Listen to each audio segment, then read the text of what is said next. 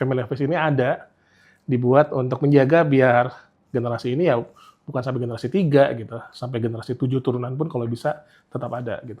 Kaum mendang-mending nih. Nah, kira-kira mereka bisa nggak sih kayak dengan teman-temannya yang sama-sama mendang-mending, nah Betul, ya kan betul. baru-baru memulai bisnis, mungkin ya bisnisnya sudah berjalan, mereka bisa nggak bikin family office tapi banyakan gitu? Banyak orang-orang kaya, mereka keep their money here gitu. Sehingga ya ayo dong jangan takut berinvestasi di Indonesia. Itu mungkin highlight utama juga yang saya rasa Pak Luhut juga mau highlight ke masyarakat dunia lah seperti itu. Ketika korporasi yang sekarang kan sebenarnya konglomerasi kan di sini udah banyak juga kan, mereka membuka semua family office-nya, bagaimana nih dengan resource-nya? Sudah bisa nggak kita masyarakat Indonesia nih, ya kan, spesifikasinya nih, speknya nih, udah sanggup nggak sih untuk menjalankan sebuah family office? Kemarin sempat bilang saya dengar gitu, kalau bisa November udah jalan, aduh agak Terlalu ngeri. terburu-buru lah ya. Agak ngeri saya. Terlalu terburu-buru Betul. ya. Hey, sahabat SBM. Kembali lagi di SBM ITB Talks.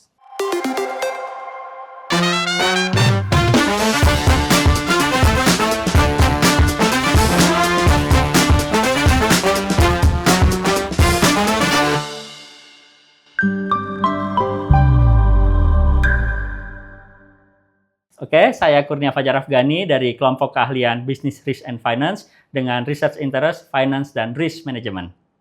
Halo, saya Radana Sentra Hadi dari kelompok keahlian Business Risk and Finance dengan Research Interest di Finance and Economics. Oke, belakangan ini kan kita banyak mendengar ya istilah terkait family office gitu. Ini mungkin kan istilah baru buat beberapa orang, ya kan. Nah, kira-kira nih family office itu simpelnya tuh kayak gimana sih biar orang-orang pada paham? Oke, thank you Pak Kurnia. Jadi seperti ini ya, konsep ini memang sebenarnya udah lama, tapi memang masuk ke Indonesia ini belakangan ini karena mungkin Pak Luhut ya sempat ramai ya mengangkat berita ini mengenai family office yang akan dibuka di Indonesia. Intinya sebenarnya family office itu adalah satu kantor yang dedicated, yang lengkap fungsinya di dalamnya gitu ya. Saya ngebayangin di dalamnya itu ada financial advisor, kemudian ada legal advisor, kemudian ada notaris, insurance, tax and everything gitu ya. Di mana di dalam satu entity tersebut mereka akan bersama-sama untuk membantu suatu konglomerasi gitu ya, suatu konglomerasi atau suatu keluarga orang kaya lah ya, untuk menjaga agar bisnis mereka bisa everlasting. Oke. Karena masalah utama biasanya kan kalau dengar-dengar berita gitu ya, biasanya kan generasi pertama itu yang memulai bisnisnya, generasi kedua yang menjalankan bisnisnya, generasi ketiga yang menghancurkan bisnis seperti itu kan.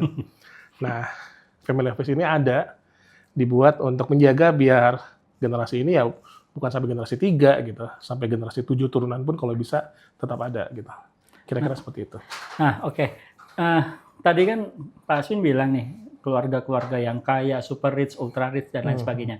Nah, bagaimana nih buat ya kaum yang kalau kata orang sekarang nih dibilang kaum mendang-mending nih. Nah, kira-kira mereka bisa nggak sih kayak dengan teman-temannya yang sama-sama mendang-mending, nah ya kan baru-baru memulai bisnis, mungkin ya bisnisnya sudah berjalan, mereka bisa nggak bikin family office tapi banyakan gitu? Atau harus satu keluarga, satu office? Ya, goals-nya kan memang tadi ya, seperti tadi kan, dia pengen biar maintain suatu bisnis keluarganya untuk jalan gitu. Sehingga ya mungkin di sini awalnya ya memang diharapkan adalah bisnis yang memang sudah berjalan cukup lama gitu ya, mungkin sudah 1 generasi atau 2 generasi, dan ini nggak harus levelnya ultra rich atau rich ya. Dalam artian ya level yang menengah pun ya menengah, keluarga let's say kita punya bisnis restoran gitu, kemudian atau kita punya bisnis manufacture atau apa gitu yang sudah dijalankan dalam beberapa generasi. Nah itu saya rasa akan bermanfaat gitu ke sana. Tapi ya mungkin kalau untuk yang baru start bisnis, fungsinya mungkin belum kepakai untuk family office ini, karena plannya tadi dia adalah untuk menjaga supaya bisnis ini bisa berjalan everlasting sampai keturunan selanjutnya gitu. Oke, jadi kalau simpelnya nih family office itu tuh entitas yang dibuat oleh para keluarga kaya gitu ya untuk mengelola kekayaannya, investasi, kemudian apa warisan sampai saya dengar-dengar nih kegiatan filantropinya gitu kan ya. Betul. Nah, lalu apa nih fenomena ini nih bisa nggak sih diadopsi di Indonesia gitu? Kemudian bagaimana regulasinya gitu ya? Apakah aman gitu dan seperti apa? Ya, so highlight utama di sini adalah bahwa back then sebelumnya biasanya setiap keluarga itu pasti punya family office. Dalam artian mereka akan meng-create sendiri. Jadi dia akan kumpulan talent lawyer sendiri, dia mungkin akan punya notaris sendiri, dia akan punya fungsi-fungsi tadi tax advisor, financial advisor sendiri gitu. Tapi along the way satu hal yang akan muncul adalah di mana biasanya karena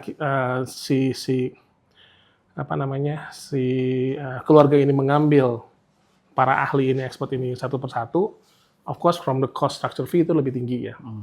Terus yang kedua yang juga jadi masalah adalah ada kemungkinan ya satu dengan yang lain itu tidak sejalan gitu. Mungkin dari sisi tax-nya, dengan dari sisi financial advisors-nya, mungkin dari sisi notaris, dari sisi yang lain itu mereka mungkin karena dipilih sendiri-sendiri, mereka akhirnya tidak berkoordinasi dan mungkin ya akhirnya membuat keputusan yang kadang-kadang tidak sejalan dengan arahnya si keluarga ini mau kemana gitu. Nah along the way muncullah konsep family office ini di mana sekarang bentuknya dia lepas gitu, malah dia entity yang berdiri sendiri. Dia punya semua struktur kelengkapannya tadi, dia punya teksnya, dia punya legalnya, dia punya all those kinds of things. Nah, kemudian konglomerat yang masuk jadi.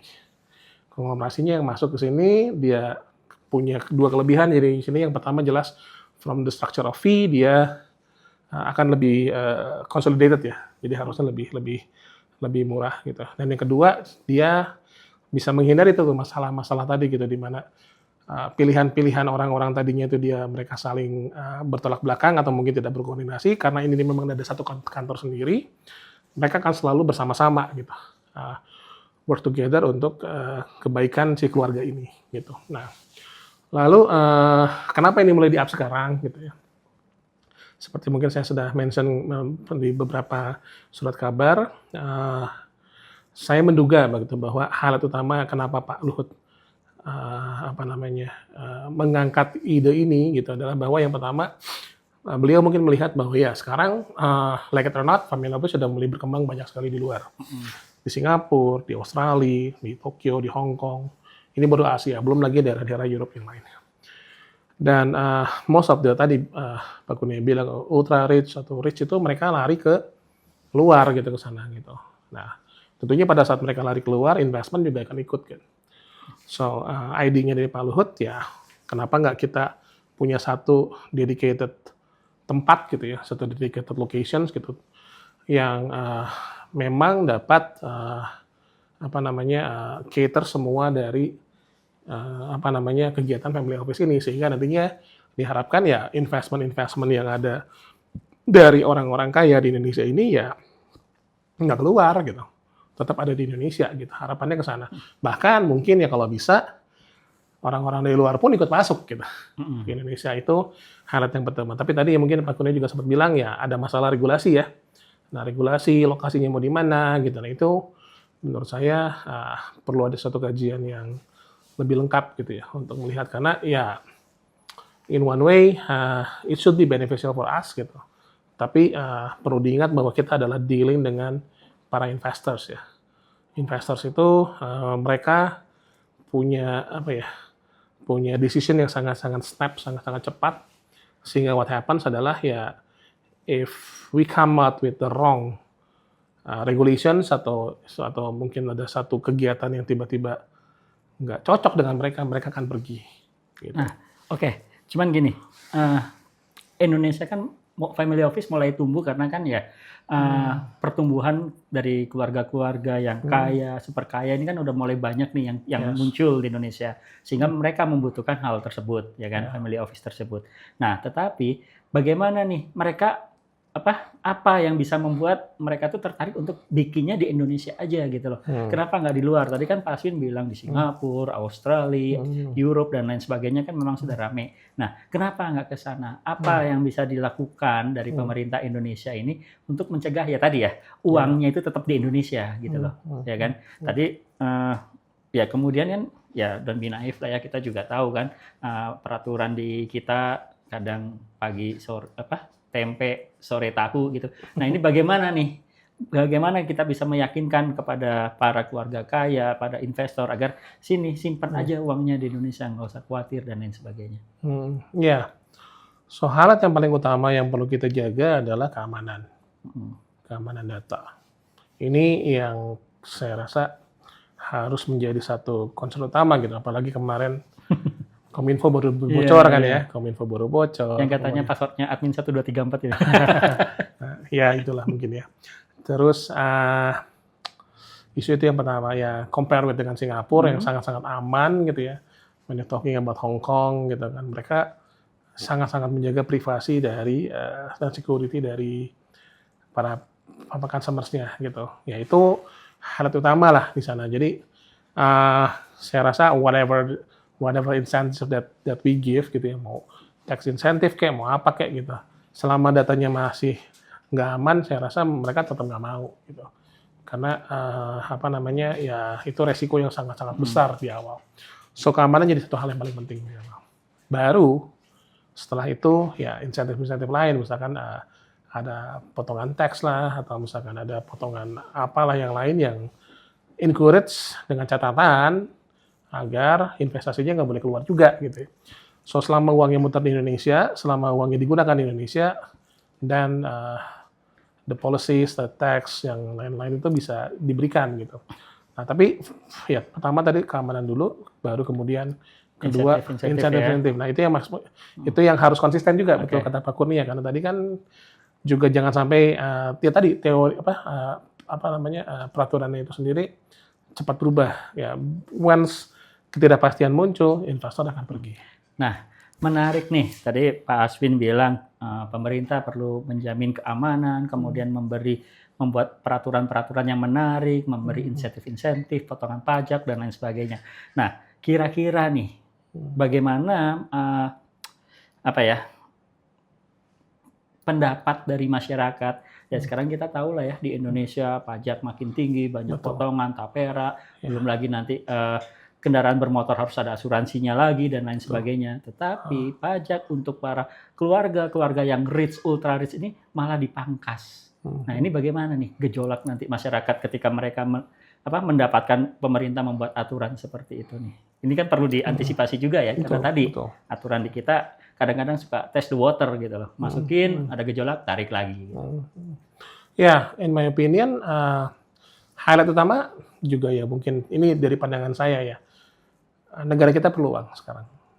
Dan itu juga alasan kenapa ya, tadi Pak Kurnia bilang kita PPN mau 12%, kemudian terakhir kan ada bicara nanti deterjen akan dipajekin, terus ya banyaklah hal kecil juga dipajekin gitu. Intinya, but highlight-nya adalah country needs money gitu ya. Nah, and it can works both way gitu. Dalam artian yang pertama ya pemasukan yang datang dari pajak gitu ya. Dan yang kedua ya dalam bentuk investment sebenarnya gitu. So ini sebenarnya dua hal yang berjalan secara paralel pandangan saya. Investment kita tetap perlu gitu. Nah mungkin pajak juga on one way, on the other hand dengan studi yang lengkap dan dengan logika yang masuk ya harusnya juga perlu dicek gitu ya. Kalau pajak mungkin itu urusan lain lah ya. Kita karena itu masalahnya lain lagi. Cuman yang di sini yang kita highlight adalah dari sisi investment. Kita memang perlu juga investment masuk gitu. Dan investment masuk itu bukan hanya untuk ngedrive supaya bisnisnya jalan di sini, tapi yang kedua juga untuk memperlihatkan ke orang luar bahwa look, it's safe here, money being invested here, uang berputar di sini, orang-orang kaya mereka keep their money here gitu. Sehingga ya ayo dong jangan takut berinvestasi di Indonesia. Itu mungkin highlight utama juga yang saya rasa Pak Luhut juga mau highlight ke masyarakat dunia lah seperti itu. Ya. Jadi mungkin dengan menarik investasi yang banyak, kemudian investasi tetap di Indonesia tapi harus yang real mungkin ya agar bisa membuka lapangan pekerjaan dan lain sebagainya. Harus di Indonesia terus. Jadi uangnya juga jangan cuma numpang lewat gitu. Betul. Dimasukin ke sini dipakai di Australia percuma lah gitu. Ya. Nah, cuman kan kembali lagi ya, terkadang kan ada ketakutan nih ketika kita investment, opening factory kan ada risiko dan lain sebagainya kan. Nah, kemudian takutnya kalau saya pribadi nih ya, investasinya perginya ke ya pasar modal, saham dan lain sebagainya, sehingga nanti harga semakin tinggi. Takutnya gimana nih bakal ada kemungkinan terjadinya bubble di sini nih.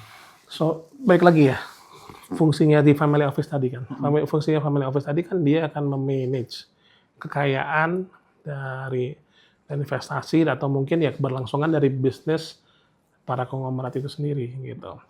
Nah, sekarang kan kata kuncinya adalah uang tersebut sekarang mungkin terkadang nggak di sini beradanya. Gitu. Tapi dengan misalkan let's say we make the family office located in here, dengan berbagai, saya harapkan nantinya pada saat make the agreement adalah bahwa ya family office boleh dibuat di sini. If you are using the service in here, maka semua account teman-teman atau semua account dari konglomerat itu ya harus located di bank affiliated di Indonesia gitu. Sehingga apa yang kejadian di situ ya minimal uangnya ada di Indonesia. So highlightnya di sana. Jadi family office sendiri mungkin tidak akan langsung directly karena family office di sini berarti dia langsung investasi di sini. No, it won't be like that. But what we want to make sure adalah kita harus pastikan kita buat bahwa ya bisnisnya akan stay di sini gitu loh. Bisnis mereka akan stay di sini, mereka juga semua investment, semua uang mereka juga ada di sini. Itu dulu aja sebenarnya. Nah nanti kan dari bank sendiri kan dia bisa salurkan itu kemana, nah itu depends on the banks kan, on that part gitu. Tapi kunci utamanya adalah uangnya nggak kemana-mana gitu. Nah, let's talk about location nih ya. Kalau saya baca gitu ya di surat kabar, Pak Luhut itu kan pernah bilang, oke nih cocoknya dibuka di Bali, and then di IKN gitu. Nah, tetapi saya juga pernah baca nih kalau Bapak punya ide yang lain nih. Nah, kira-kira kenapa nih Pak? Ya, so highlightnya di sini ya. Bali itu sendiri kan kita udah tahu lah, kita udah paham bahwa itu adalah our tourist destinations kan. Bahkan bercandanya orang lebih tahu Bali daripada Indonesia kan, kayak gitu. So can you imagine gitu di mana sekarang Bali yang udah sangat crowded, udah sangat luar biasa populated dan emang tujuannya adalah untuk tourism gitu. Kemudian kita buat untuk dia harus menanggung beban lain menjadi suatu pusat investasi gitu. Itu berat kalau kata saya. Gitu. Although it may be the hub or everything gitu ya, atau mungkin memang itu ke arahnya mau ke timur, tapi ada pilihan-pilihan lain lah yang bisa dieksplorasi. IKN saya sangat-sangat tidak setuju. Kenapa? Karena goals-nya kita adalah pada saat awal kita pindahkan IKN dari Jakarta itu adalah memastikan agar pusat bisnis tidak bersama lagi dengan pusat pemerintahan gitu. Kalau akhirnya pusat bisnis juga dekat dengan pemerintahan lagi ya sama aja gitu ya. So these two locations dari pandangan awam saya gitu ya ini kurang cocok gitu ya. Nah, walaupun mungkin dari infrastruktur atau yang lain ada pandangan lain mungkin Pak Luhut ya. Saya mungkin merekomendasikan kalau melihat ya kita udah punya kan namanya Batam gitu. Batam is the right place to go gitu dan di mana dia udah sangat-sangat ready gitu ya. Dia udah siap lah untuk menghadapi suatu ekosistem bisnis yang kuat gitu. Batam is a good way to go. Tapi kalau misalkan let's say pemerintah bilang oke, jangan selalu ke barat lah kita. Bagaimana teman-teman kita di timur gitu. Makassar is a good place. Gitu. Kita bisa pilih Makassar. Makassar is also a great hub gitu in my opinion gitu. So there's plenty of other places to go gitu. Tapi saya rasa Bali atau IKN itu sendiri udah overcrowded lah, dan mereka udah punya fungsi-fungsinya sendiri gitu. Sehingga apabila dibebankan lagi ke sana, saya agak khawatir itu become counterproductive things ya. Gitu. Oke. Wah, kayaknya kalau kayak gitu perlu ngobrol sama Pak Luhut. Iya, bahas ini. I'd be happy to. Oke, siap. Diundang ya, Pak. Nah, kemudian nih, tadi ya kembali lagi kita bahas family office. Dia kan fungsinya mengelola kekayaan, investasi, warisan. Nah, boleh dijelaskan nggak sih bagaimana sih maksudnya mengelola warisan ini? Nah, itu yang ini jadi menariknya. So itu tadi mungkin ya ceritanya. Usually happening adalah misalkan segini. Udah generasi pertama misalkan dia jalanin kan bisnisnya, generasi kedua dia mulai ikut. Nah, usually kadang-kadang ya terjadi misalkan generasi ketiganya dia udah punya dapat education yang lebih baik, education lebih baik, dan kadang-kadang mereka akhirnya punya passion sendiri. Dan kadang-kadang mereka nggak mau terusin bisnis orang tua atau bisnis kakek nenek dia gitu kan, on that part gitu ya. Jarang lah, nggak banyak gitu, nggak banyak. Konsisten ke sana. Dan di satu sisi lain ya kita nggak mau di bisnis ini tutup kan gitu ya. Iya. So how to structure that gitu kan. So mungkin nanti jatuhnya misalkan di warisan, oke, let's go, let's plan misalkan, oke, nanti jatuhnya ke sini, maybe you don't have to become the one that run the businesses gitu ya. Mungkin nanti posisi jadi komisaris atau gimana. Nah, tapi di sini sendiri CPW Lab sendiri akan mempersiapkan nantinya. Oke, let's say udah kelihatan bahwa nanti di generasi ketiga misalkan mereka udah ada orang-orang yang mungkin keluarganya udah nggak mau lagi terusin gitu kan. Nah, dia udah nyari suksesornya nih. Apakah dari keluarga dekat atau mungkin nanti dari sisi orang dari luar atau bagaimana to make sure bahwa bisnis ini bisa continuous gitu. Dan one of the other things yang memang selalu jadi masalah gitu lah sebenarnya, dan kita sebenarnya orang Indonesia itu kadang-kadang suka nggak mau ngobrol kalau udah ngomong masalah warisan itu kadang-kadang kita lebih jahat gitu daripada orang yang penjahat gitu ya, orang-orang nggak kenal gitu, karena what happens a lot gitu, banyak sekali akhirnya pertengkaran, keributan, kejadian gitu ya. Kalau nonton film tuh ya serialnya udah banyak lah gitu lah. You just name it, any movies in serial itu banyak juga yang ceritakan kayak gitu kan. Udah generasi keberapa mereka saling tusuk lah, saling gimana lah gitu. Nah ini family office ini gunanya untuk menjaga biar itu nggak kejadian gitu. Jadi bisnisnya tetap jalan, everyone is happy gitu. Yang mau involve ya tetap involve, silahkan. Nanti yang nggak involve ya yang bikin bisnis sendiri bisa ya. You will get what you deserve gitu loh. Dan juga memastikan sebenarnya family office ini juga in one way memastikan adalah bahwa supaya make sure bahwa there's no financial decisions yang dilakukan oleh anggota keluarga ini yang konyol gitu. Misalkan let's say ada rencana untuk membeli tanah gitu. Oh, saya mau beli tanah nih, mau beli lokasi. Itu karena di sini udah lengkap gitu ya. Dia nanti dari sisi assessment-nya, orang valuernya ada, dari sisi notarisnya ada, sisi legalnya ada, segala macam dicek gitu. Is the land is okay or not? What will be the prospect of that gitu dan segala macam gitu. Jika nantinya decision yang diambil tuh udah sound gitu. Semuanya udah dilihat dengan baik. Jadi intinya akan ada orang-orang yang selalu menjaga gitu to make sure bahwa there is no wrong decisions, there is no stupid decisions that have been made by the company, by the family gitu ya. Yang nantinya akhirnya akan mencederai perusahaan itu sendiri gitu ke depannya. Gitu. Tapi saya tertarik nih kalau misalkan family office, kemudian mereka megang sebuah perusahaan yang besar, konglomerasi yang besar. Ya tadi kan di situ kan ada fungsi juga buat filantropinya gitu, sehingga nanti filantropi CSR-nya itu benar-benar dijalankan dengan kasarnya kan transparan dan lain sebagainya. Saya sih berharap nanti nggak lagi lah nemu sekolah yang hanya dari bambu gitu loh. Ya kan apa sih sebutannya dinding bambu, kemudian yang tidak layak dan lain sebagainya kan, itu kalau kebayang semua konglomerasi punya kayak gini melakukan filantropinya seperti itu ya setidaknya kan bisa membantu lah beban pemerintah dalam mensejahterakan masyarakat kan. Oke. Nah, tapi kembali lagi ketika korporasi yang sekarang kan sebenarnya konglomerasi kan di sini udah banyak juga kan. Mereka membuka semua family office-nya. Bagaimana nih dengan resource-nya?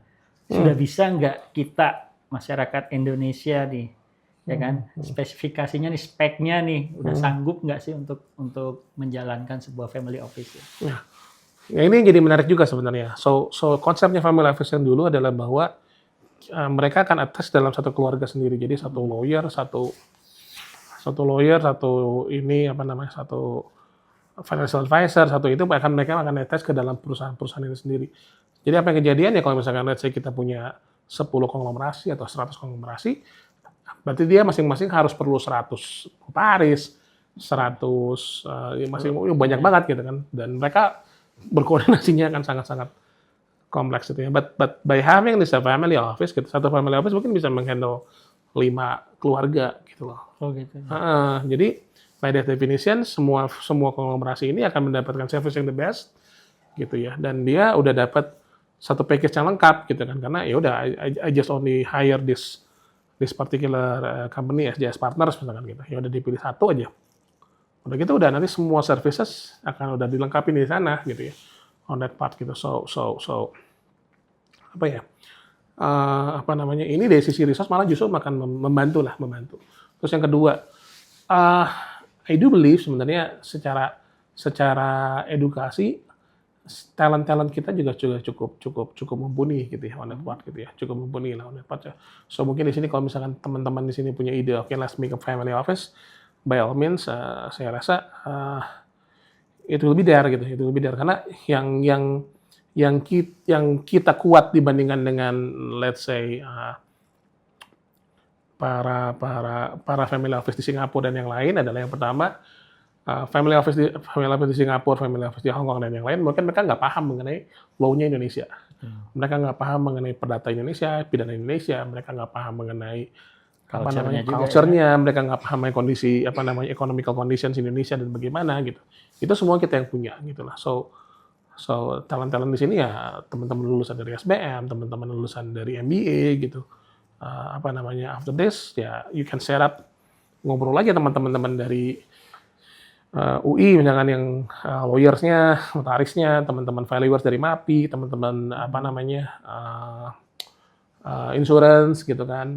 Kemudian yang ngumpul make one entity together gitu. Itu udah bisa masuk ya. Dan ini yang jadi menarik nih satu hal sebenarnya. Yang mungkin terkadang kita nggak ngelihat ada efeknya gitu. Kita nggak mikirnya tadi bahwa family office itu selalu ultra rich gitu ya.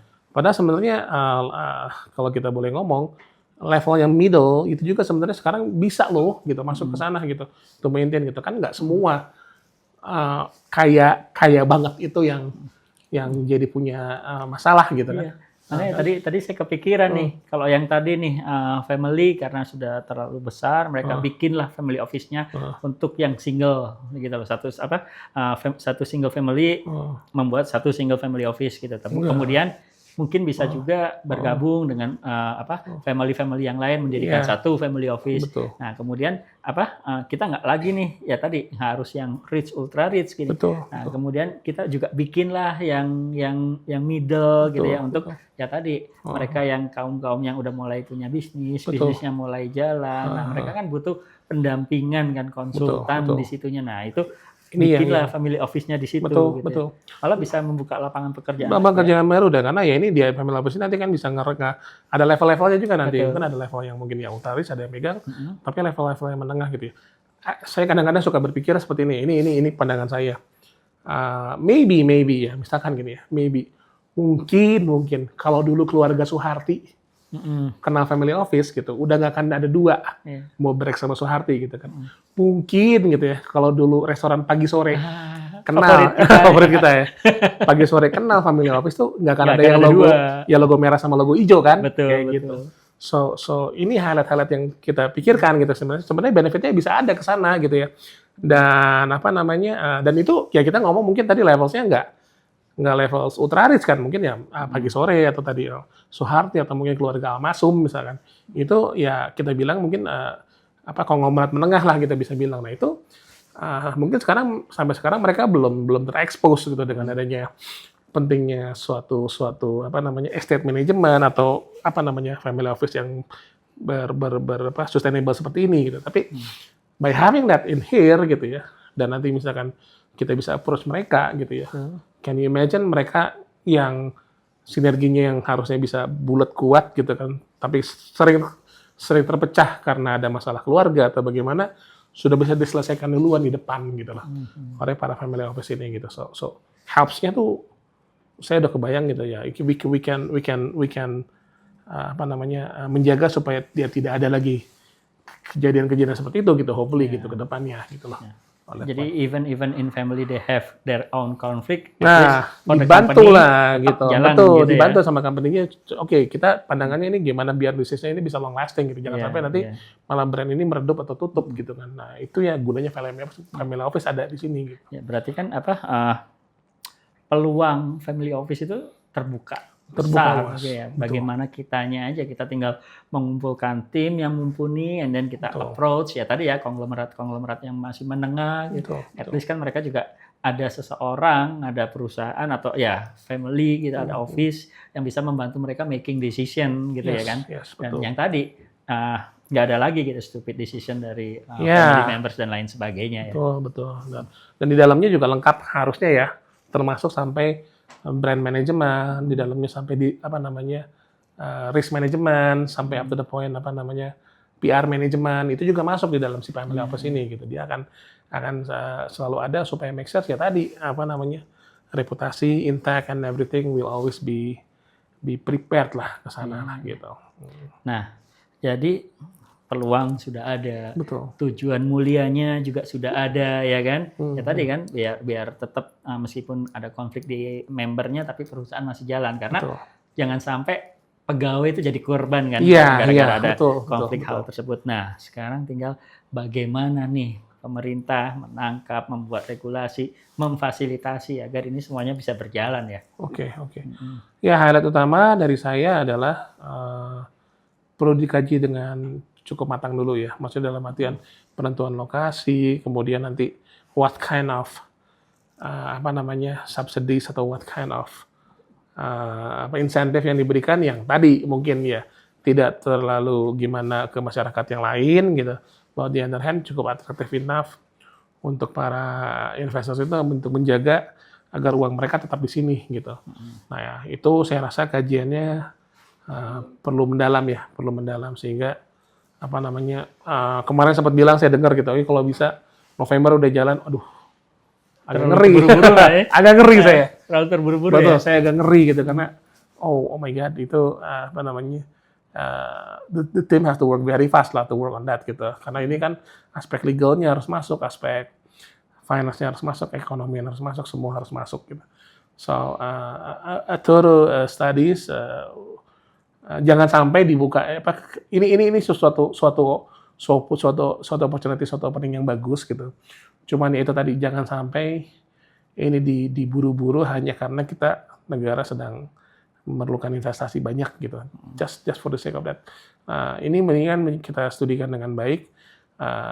Begitu let's say sudah matang gitu lokasinya dan ini ya kita jalankan. Pak, investasi nanti pasti akan masuk juga kok pada saat kita make the decisions correctly gitu ya on that part gitu. Agak khawatir aja nantinya kalau kita terburu-buru ide yang bagus ini mental gitu kan. Iya. Karena udah keburu orang udah keburu antipati atau mungkin orang udah keburu kemarin tadi kata Pak Kurnia peraturannya ternyata berubah-ubah, ambigu atau bagaimana sehingga wah ya udahlah saya balik lagi aja ke Singapura Orang gitu. malah takut untuk berinvestasi ya. Wah itu malah efeknya malah ngebaliknya bisa jauh sekali gitu ke Indonesia. So for me think it through. This is a good good opportunity. This is a good call lah di Pak Luhut. Saya rasa itu suatu ide yang sangat-sangat luar biasa baik.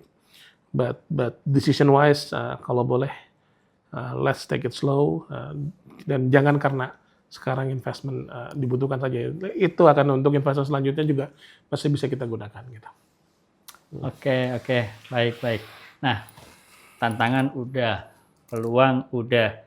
Kemudian kita juga bisa tadi ya attract bahkan mungkin family office dari konglomerasi yang di luar untuk invest juga ke Indonesia karena kan mau tidak mau Indonesia kan sebenarnya masih seksi kan ya buat investasi mulai dari jumlah masyarakat yang banyak sehingga pasar pun besar sebenarnya kan. Yes. Nah, tinggal bagaimana saja investasi ini benar-benar ya tadi ya di sektor real yang bisa membuka lapangan pekerjaan hanya bukan saja ke ya kasarnya untuk ke pasar modal, nanti harga saham makin naik, kemudian takutnya ada bubble tadi dan lain sebagainya ya.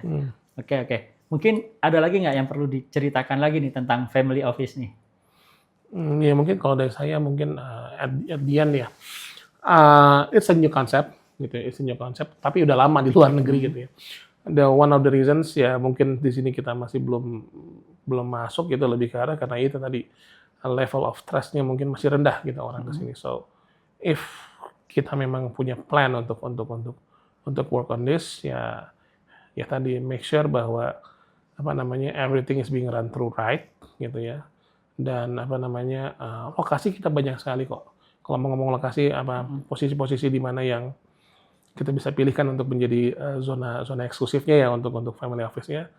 Kita bisa pilih Batam, bisa pilih Makassar, kita bisa pilih so many other locations lah yang bisa kita gunakan. Indonesia tadi kata Pak Kurnia juga sangat kaya gitu ya. So make decisions right and then mungkin ada pilot projects-nya dulu and then after that when it's through kalau memang udah jalan I think kalau keamanan bisa dijaga tadi ya, kerahasiaan bisa dijaga, saya rasa most of the money that being put outside of Indonesia akan kembali. Dan yang kedua, uang yang tadinya keluar atau mungkin sama sekali nggak tahu diputarnya sama apa gitu sama para konglomerat menengah tadi gitu kan. Mereka jadi punya way untuk berkesinambungan untuk let's say ya udah masukin aja ke family office, dibantulah sama mereka untuk memplankan supaya ya tadi bisnis di Indonesia jadi mana everlasting ya kalau mereka jadi membesar gitu kan, imagine nanti pagi sore ada di Singapura, ada di mana, Suharti ada di mana-mana gitu. Itu kan that will be Almasum ada di mana-mana gitu. I think it will be a very good business for us gitu ya, for Indonesian gitu. Tapi bagaimana nih para VC PE menanggapi dengan adanya family office? Apakah ini akan menjadi ancaman buat mereka? No. Or mereka bergerak di jalan yang beda gitu? No, they work in parallel gitu. Karena pada saat VC dan PE sendiri kan family office itu mereka tidak akan bisa their goals is not to untuk mengembangkan bisnis. Their goal adalah untuk melanggengkan bisnis. Nah, jadi nantinya pada saat dia ada rencana ekspansi dan segala macam, PE, VC, investment bankers tetap ada, mereka akan tetap ada. Tapi nantinya akan kejadian adalah pada saat, let's say, investment bankers tertarik misalkan, okay, let's put this investment masuk ke Gudeg Yujum misalkan gitu ya. Ini ada investor mau masuk ke sana gitu ya, misalkan gitu. Nah, dengan adanya family office itu mereka akan mendampingi gitu loh. Ini mungkin malah dapat dananya ya. Ya, malah mungkin mereka akan bisa membantu untuk membuatkan struktur yang win-win untuk kedua belah pihak gitu loh. Nah, mungkin sekarang kan para perusahaan konglomerat menengah ini sendiri mereka juga mungkin agak takut dealing dengan VC atau dengan yang lain karena financial capability-nya mereka secara tidak rasa ya mereka do business as they know gitu kan. Gitu. Knowledge-nya finance, knowledge-nya dari sisi hukum dan segala macam mungkin kurang gitu. But kalau mereka dibantu dengan family office gitu kan, mereka bisa strukturkan laporan keuangan dengan baik gitu. Saya tahu banyak banget konglomerasi yang sampai detik ini tuh cuma punya income statement gitu loh. Mereka balance sheet tuh nggak tahu adanya balance sheet, mereka nggak tahu ada apalagi statement of cash flow gitu kan. Nah, dengan adanya family office ini, they can structure the whole things up, mereka akan bantu lengkapi dokumen-dokumen yang diperlukan lah untuk para VC atau PE atau investment banker itu untuk membantu melihat sekarang posisinya seperti ini, mereka dapat clear information, malah mereka investment banker atau VC ini mereka mari jadi mau untuk masuk gitu loh, gitu. So ini berjalan paralel lah, gitu, paralel dan they will both get the benefits out of it gitu. Jadi nggak khawatir saya, nggak khawatir. Oke, baik. Diskusinya rame nih ya. Apalagi kan ya tadi ya, ini tuh istilah baru, family office, up dan lain sebagainya gitu ya. Mudah-mudahan sih bisa menginspirasi lah buat apalagi nanti teman-teman nih lulusan dari SBM ITB kan, mereka bisa berkolaborasi dengan teman-teman lainnya dari ITB, dari UI dan lain sebagainya untuk membuat sebagai membuat family office yang kemudian ditawarkan mungkin kepada konglomerasi menengah dan lain sebagainya gitu ya. Oke. Nah, sekarang nih kesimpulan atau closing statement nih dari Pak Aswin terkait family office ini seperti apa? So highlight-nya adalah it's a good idea gitu ya. It's a good idea. Idenya, cita-citanya sangat menarik, sangat baik. menjaga biar investasi tetap ada di Indonesia, satu, dan kedua menjaga biar make sure untuk mengoptimisir lah kekayaan para bisnismen di Indonesia supaya tetap ada di Indonesia, dan kalau bisa tadi langgeng gitu ya. Yang selanjutnya mungkin ya menginspirasi juga untuk para pebisnis lain yang mungkin sekarang sudah mulai berencana untuk moving on the second generation dan yang lain-lain, tapi belum punya plan yang mantap gitu ya. Nah, dengan adanya family office itu bisa dibantu gitu. But perlu di-highlight adalah bahwa untuk pembentukan, untuk lokasi dan yang lain-lainnya perlu ada kajian yang cukup dalam. Jangan sampai terburu-buru dikarenakan hanya karena kita memerlukan investasi saja sekarang gitu. Dan pembuatan regulasinya juga. Iya, dan regulasinya juga perlu dijaga. Make sure tadi keamanan nomor satu udah bisa di-cover gitu. Kerahasiaan. Baru habis itu talk about the incentive and everything yang bisa make sure bahwa ya tadi investasinya nggak kemana-mana gitu. So hopefully ini bisa kejadian. Saya harap ini bisa kejadian dalam waktu yang cukup gitu. Jadi saya bukan ngomong dalam waktu dekat. Kalau dalam waktu dekat pasti buru-buru. Dalam waktu yang cukup gitu, dan it will help to make Indonesia to become one of the economic powerhouse lah di dunia. Oke. Dan tadi ya regulasinya harus benar-benar dipikirkan yang memenuhi keadilan sosial nih bagi seluruh rakyat Indonesia, bukan hanya menguntungkan ya tadi ya hanya berbagai pihak atau kalangan saja gitu, agar tidak menjadi gejolak juga kan di sini. Betul. Soalnya ngeri dikit-dikit viral di sini. Oke, terima kasih banyak Pak Aswin atas insight-nya hari ini. Mudah-mudahan bisa membuka wawasan kita lah, dan membuka tahu kita tuh harus bikin apa gitu. Jawara mau bikin family office juga. Sepertinya bisa dibicarakan nanti. Oke, thank you Pak Aswin. Ayo Sobat SBM, terus saksikan SBM ITB Talks di episode selanjutnya. Dan jangan lupa klik tombol like dan subscribe di platform YouTube dan follow di Spotify. Kita tunggu diskusinya di kolom komentar, atau follow akun saya di Instagram atau di X di @aswinrahadi. Dan juga sosial media saya @kurvani83. Jangan lupa sebarkan podcast ini ke platform media sosial masing-masing. SBM ITB for the greater good.